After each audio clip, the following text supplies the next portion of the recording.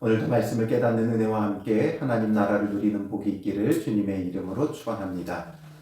이스라엘 백성은 출애굽해서 가나안 땅을 얻은 이후에 영적 암흑기를 걷게 되죠. 사사시대를 거치면서 이제 그들은 약 400년간 영적 암흑기를 보냈고 여호와의 이상이 흔히 보이지 않는 말씀이 희귀한 시대를 걷게 되어집니다. 그러니 얼마나 이 말씀이 희귀하다, 즉 말씀은 우리의 등불의 역할을 하는데 이 말씀이 희귀하니 이 등불이 없어 그들이 이제 암흑기를 보내게 되어져요.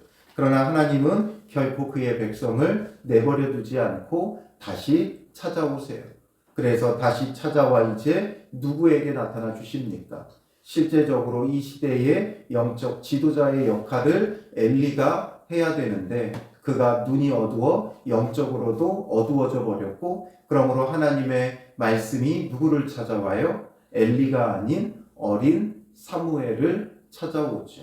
그래서 사무엘을 부르는데 사무엘은 이런 것들이 희귀한 시대다 보니까 하나님이 자기를 부르신다라고 생각지도 못했던 거예요.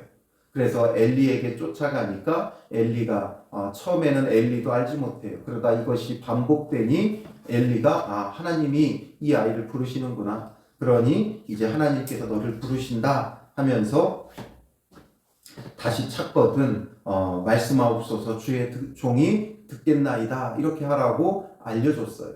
그리고 이제 오늘 본문의 말씀에 여호와께서 임하여 서서 전과 같이 사무엘아 사무엘아 부르시는지라. 하나님께서 사무엘을 부르시죠. 그러니 이번에 사무엘이 어떻게 해요? 10절에 보면 말씀하옵소서 주의 종이 듣겠나이다. 말씀을 듣는 자세가 늘 중요해요. 우리의 마음이 좋은 밭과 같이 착하고 좋은 마음으로 말씀을 듣는 게 중요하죠. 그래서 여호와께서 사무엘에게 이르시되 보라 내가 이스라엘 중에 한 일을 행하리니. 하나님께서 늘 그 말씀하실 때 하나님께서 하시고자 하는 일들을 숨기지 않고 늘 가르쳐 주세요. 하나님이 하시고자 하는 일이 뭐예요? 그것을 듣는 자마다 두 귀가 울리리라. 내가 엘리의 집에 대하여 말한 것을 처음부터 끝까지 그날에 그에게 다 이루리라. 엘리의 집에 대하여 말한 것을 처음부터 끝까지 그날에 그에게 다 이룰 것이다. 엘리의 집에 대하여 말한 것이 뭐예요? 2장 27절부터 36절에 보면 하나님께서 하나님의 사람을 그에게 보내서, 즉 선지자를 보내서 그의 집에 대한 심판의 경고의 말씀을 주셨죠. 하나님께서 심판의 경고의 말씀을 주시고 그리고 바로 심판하지 않으세요. 심판의 경고의 말씀을 주시는 이유는 이 말씀을 듣고 회개하고 돌이키라고 하나님께서 기회를 주시는 것이죠. 그렇기 때문에 가룟 유다에 대해서도 하나님께서 수차례 경고의 말씀을 주세요. 그건 가룟 유다를 미워서가 아니라 네가 이런 짓을 할 것이다가 아니라 이걸 듣고 회개하고 돌이키라는 것이죠. 항상 하나님은 말씀을 통해 우리에게 경고하고 계세요. 그건 우리로 하여금 돌이키라는 거예요. 그러므로 지금은 우리가 회개해야 될 때예요. 회개하고 돌이키지 않으면 하나님의 심판이 정말 그날이 도적같이 우리에게 찾아오게 되어지는 것이죠. 그래서 왜 그 집을 심판하시는가에 대해서 13절에 말씀하세요.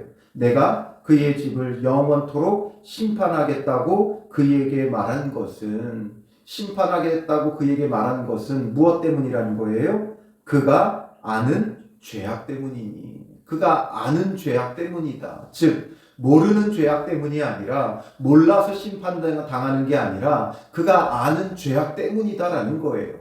그러니까 분명히 그도 그 죄에 대해서 인지하고 알고 있다는 것이죠. 부지 중에 행했다거나 아니면 그가 연약해서 행한 것이 아니라 분명히 아는 죄악 때문이고, 아는데도 불구하고 뭐라고 말씀하세요? 이는 그가 자기의 아들들이 저주를 자청하되 금하지 아니하였음이니라. 그런데도 불구하고 금하지 않았다. 아는 죄악 때문이고 금하지 않았다. 이래서 하나님께서 반드시 심판하고 영원히 심판할 것이다 라는 것이죠. 14절에 그러므로 내가 엘리의 집에 대하여 맹세하기를 엘리의 집의 죄악은 제물로나 예물로나 영원히 속죄함을 받지 못하리라. 제물로나 예물로나 영원히 속죄함을 받지 못한다. 그 얘기는 뭐예요? 속죄함을 받지 못한다는 거죠. 무엇으로도 속죄함을 받지 못하고 반드시 심판을 받을 것이다 라는 거예요. 즉 사함받지 못하고 반드시 심판을 받는다라는 거죠. 무엇이 반드시 심판받을 수밖에 없는 것입니까? 죄를 아는데도 불구하고 금하지 아니하였기 때문이다라는 거예요. 이것을 우리에게 적용해 봐야죠. 이래서 엘리 집안이 몰락했고 심판받았다가 아니라 엘리 집안과 같은 나의 신앙의 모습을 살펴보고 돌아보라고 하나님께서 이것을 성경에 기록해 놓으신 거예요. 즉 하나님의 심판은 다른 것 때문에 임하는 게 아니에요. 우리가 몰라서라거나 연약해서가 아니라 아는데도 불구하고 금하지 않았다라는 거예요. 우리는 분명 우리의 죄에 대하여 인지해요. 우리가 인지하지 못한다면 그건 아예 하나님으로부터 떠나 있는 거예요. 죄를 죄로 여기지 못하고 죄를 알지 못하는 것은 이미 하나님을 떠나버린 우리의 더 큰 죄죠. 그런데 하나님 안에서 우리는 죄를 인지해요. 특히나 말씀을 보고 깨달으면 죄가 무엇인지가 드러나게 되어져 있어요. 율법은 우리에게 죄를 알게 한다 그랬죠. 그러므로 하나님의 말씀을 보면 우리의 죄가 깨달아져요. 그럼에도 불구하고 우리가 입술로만 회개하고 온전히 돌이키지 못한다면 우리의 회개가 그냥 입술로만 그치고 그 죄를 우리의 삶에서 온전히 금하지 못하면 결국에는 그건 뭐라고요? 제물로나 예물로나 영원히 속죄함을 받지 못한다라는 거예요. 그러므로 우리는 우리의 죄를 깨달았다면 어떻게 해야 돼요? 예수님의 십자가의 보혈을 의지하며 회개하고 돌이켜 죄사함을 받아야 되죠. 그러나 죄사함을 받은 것으로 우리의 회개가 끝나는 게 아니라 그랬어요. 우리가 정말 우리 죄를 깨달았다면 그럼 우리는 이제 그 죄를 우리의 삶에서 끊어내야 돼요. 금해야 돼요. 죄를 죄로 알았다면 회개하고 돌이키고 보혈의 은혜로 씻음받고 그리고 이제는 그 죄를 끊어내고 멀리하고 금하는 게 중요한 거예요. 그렇지 않는다면 오늘 본문은 분명히 말하고 있어요. 아는 죄악 때문이고 금하지 아니하였기 때문에 제물로나 예물로나 영원히 속죄함을 받지 못한다. 아주 엄히 경고하고 있는 것이죠. 그런데 우리는 이런 것들을 그냥 흘려 넘겨버려요. 그러니 이 분명하고 엄중한 경고를 우리는 들을 수 있어야 돼요. 11절에 뭐라 그랬어요? 그것을 듣는 자마다 두 귀가 울리리라. 두 귀가 울리리라. 이걸 정말 듣는 사람은 그 귀가 울려야 돼요. 하나님의 엄중한 심판에 대한 경고의 메시지를 우리에게 주고 있어요. 이건 우리를 심판하고 멸하려는 것이 아니라 그러므로 우리에게 뭐 하라는 거예요? 회개하고 돌이키고 구원받으라는 것이죠. 아직 하나님의 심판이 임하기 전이에요. 그렇다면 빨리 엘리는 회개해야 돼요. 그 두 아들을 잡아다가 어떻게든 회개시키고 돌이켜야 돼요. 그러면 하나님은 은혜를 베푸시죠. 그러나 그들이 돌이키지 않을 것을 아셨기 때문에 이제는 속죄함을 받지 못한다 말하죠. 그러나 아직 멸하시기 전이기 때문에 멸하시기 전까지는 기회가 있는 거예요. 아직 기회가 있다가 아니라 지금 이 순간이 그들에게는 마지막 기회예요. 마지막 기회. 그럼 지금이라도 그들이 깨닫고 돌이킨다면 하나님께서 제물로나 예물로나 영원히 속죄함을 받지 못한다 하셨어도 하나님은 하나님의 더 놀라운 은혜로 이보다 더 놀라운 은혜로 용서하시고 용납하여 주신다라는 것이죠. 그러나 이들이 회개치 않아요. 돌이키지 않아요. 그러니까 제물로나 예물로나 영원히 속죄함을 받지 않는 거예요. 못하는 거예요. 그렇다면 오늘 우리도 마찬가지죠. 우리가 우리의 죄를 끊어내지 못하면 결국에는 우리도 심판받을 자가 되는 거예요. 그러니 오늘이 지금이 우리에게는 기회예요. 하나님의 말씀을 통해 깨달은 우리의 죄 회개하고 돌이킬 뿐만 아니라 완전히 우리 삶에서 내보내야 돼요. 끊어내야 돼요. 그렇지 않는다면 주님의 심판의 날이 지금까지 미뤄져 왔지만 내일이면 우리에게 임할 수 있다라는 것이죠. 사무엘이 15절에 아침까지 누웠다가 여호와의 집의 문을 열었으나 그 이상을 엘리에게 알게 하기를 두려워하더니, 이것을 엘리에게 전하는 걸 두려워해요. 당신의 집안이 이제 하나님의 심판과 멸망을 견디지 못한다는 것을 어떻게 전할 수 있겠어요? 그러니 사무엘이 차마 말하지 못하고 있는데 엘리가 그래도 이런 눈치는 챘어요. 그래서 사무엘을 불러 이르되 내 아들 사무엘아 하니 그가 대답하되 내가 여기 있나이다 하니 그가 이르되 내게 무엇을 말씀하셨느냐? 하나님께서 사무엘을 부르시는 것을 알았기 때문이지요. 그러니까 무엇을 말씀하셨느냐? 내게 숨기지 말라. 내게 말씀하신 모든 것을 하나라도 숨기면 하나님이 내게 벌을 내리시고 또 내리시기를 원하노라 하는지라. 숨김없이 낱낱이 고하라는 것이죠. 그러니 사무엘이 그것을 그에게 자세히 말하고 조금도 숨기지 아니하니, 사무엘이 숨김없이 모든 것을 다 엘리에게 이제는 알렸어요. 그러니까 그가 이르되 이는 여호와시니 선하신 대로 하실 것이니라. 하나님 여호와이시니까 그가 선하신 대로 하실 것이다, 이렇게 이야기를 하지요. 결국에는 선하신 하나님께서 엘리와 그의 집의 죄에 대하여서 온전히 심판하며 하나님의 참된 구원을 이스라엘 백성에게 베풀고자 하는 것이지. 왜냐하면 이 엘리와 그의 아들들이 이스라엘 백성의 구원을 막고 있는 자들이었어요. 영적으로 그들을 어둡게 만드는 장본인이 되어 있었어요.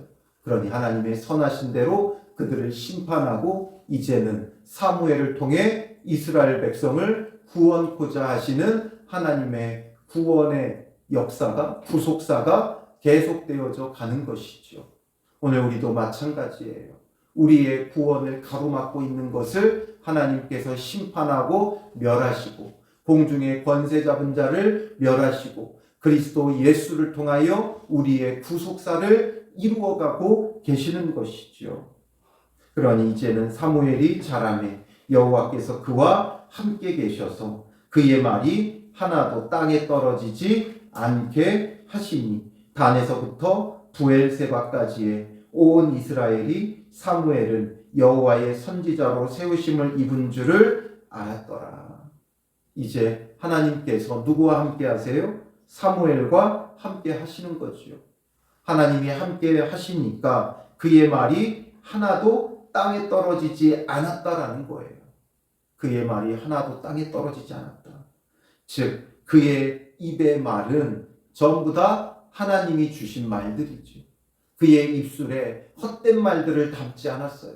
하나님과 함께하며 그의 입술에는 오직 하나님의 말씀만 있었지요. 오늘 우리의 입술에도 이러해야 돼요. 우리는 이제 믿음의 사람들로 사무엘처럼 가서 밝히는 등불의 역할을 해야 돼요. 가정 안에서 이웃들과의 관계 속에서 일터에서 이 역할을 해야 돼요. 그렇다면 우리의 입술에 실없는 말들, 헛된 말들, 거짓말들, 이런 것들을 전부 다 제하여 버려야 돼요. 실없는 헛된 말들을 전부 다 제하여 버리고 불의하고 악한 말들을 제하여 버리고 오직 주의 말씀을 담아내는 그런 거룩한 그릇, 그러한 입술이 되어줘야 하는 것이죠. 그러니 단에서부터 부엘세바까지, 이건 항상 이스라엘 전역을 말하는 것이죠. 온 이스라엘이 사무엘을 여호와의 선지자로 세우심을 입은 줄 알았더라. 사무엘이 이제 선지자로 온전히 세우심을 입게 되어지는 거예요. 그래서 여호와께서 실로에서 다시 나타나시되 여호와께서 실로에서 여호와의 말씀으로 사무엘에게 자기를 나타내시니라. 이제 사무엘에게 여호와께서 나타내시는 거예요. 그의 말씀을 나타내시는 거예요. 말씀이 희귀하고 이상이 희귀한, 말씀이 희귀하고 이상이 흔히 보이지 않던 그 영적 암흑기를 거쳐 이제 사무엘을 통해 여호와의 말씀이 나타나는 새 시대가 열린 것이죠. 그리고 이 말씀을 통해 하나님은 늘 하나님의 구원을 베푸시는 거예요. 말씀이 없으면 어두워질 수밖에 없어요. 그리고 그 말씀은 켜서 비추이는 등불의 역할을 하는 것이죠. 여호와께서 사무엘과 함께하며 사무엘에게 그의 말씀을 주어 이제 말씀을 비추게 하시며 이스라엘 백성을 구원의 길로 인도하고자 하시는 하나님의 이 구속사는 항상 끊임없이 진행되고 있어요. 인류 역사와 함께 창세 때부터 그리고 그리스도 예수가 다시 오시는 날까지, 그리고 이 구속사는 그리스도 예수가 오시는 날 완성되어 영원한 하나님 나라가 되게 하시는 것이죠. 그러니 이제 우리에게는 그리스도께서 이 역할을 하시는 거예요. 켜서 비추이는 등불이 되시는 예수 그리스도의 말씀을 듣고 우리는 구원의 길로 가야 돼요. 그리고 또한 우리에게 이 말씀은 엘리와 사무엘을 대조하여 보여주고 있죠. 사무엘은 대제사장이었어요. 사사였어요. 그러나 이것이 전부 다 무엇뿐이었어요? 직함과 직임뿐이었어요. 직분과 직임, 직함뿐이었고 실제적인 이제 제사장, 실제적인 선지자, 실제적인 사사의 역할은 누가 해요? 사무엘이 하죠. 그러니 이 엘리가 지금 아는 죄악을 금하지 않으면서 그에게 남겨진 건 직함하고 직임밖에 없다는 거예요. 하나님 앞에서 우리도 이런 모습이 되면 안 되죠. 주님 앞에서 남은 것이 우리에게 직함과 직임, 직분뿐일 수 있어요. 목사라는 직분만 남아있으면 안 되죠.